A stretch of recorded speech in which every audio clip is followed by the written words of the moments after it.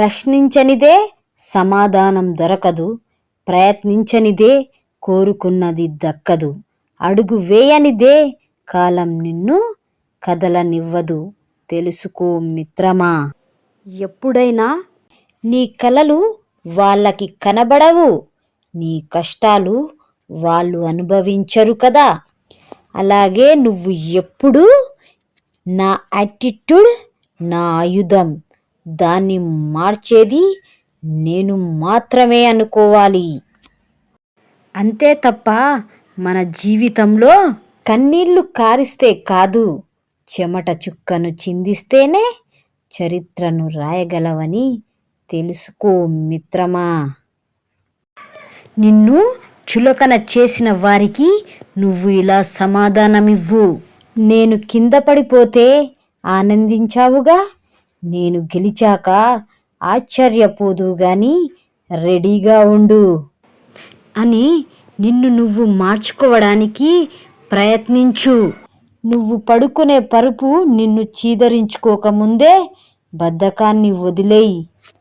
దేహానికే తప్ప దాహానికి పనికిరాని ఆ సముద్రపు కెరటాలే ఎగిసి ఎగిసి పడుతుంటే నీ తలరాత ఇంతే అని అన్నవాళ్ళు కూడా నీ ముందు తల దించుకునేగల సత్తా నీది. అలాంటిది ఇప్పుడొచ్చిన కాస్త కష్టానికే తల ఉంచేస్తే ఎలా? ఎప్పుడు నీ ఆలోచన విధానం ఎలాగా ఉండాలంటే ఈ విధంగా ఉండాలి.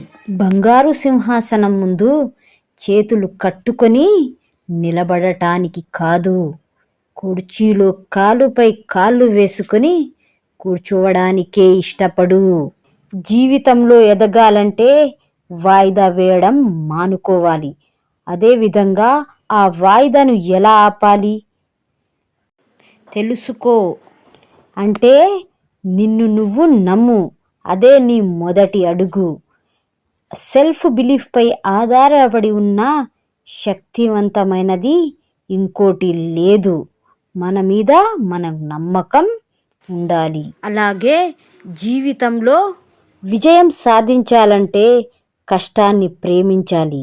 అది ప్రతి సక్సెస్ఫుల్ వ్యక్తి వెనుక ఉన్న శ్రమ గురించి చెప్పే నీతి.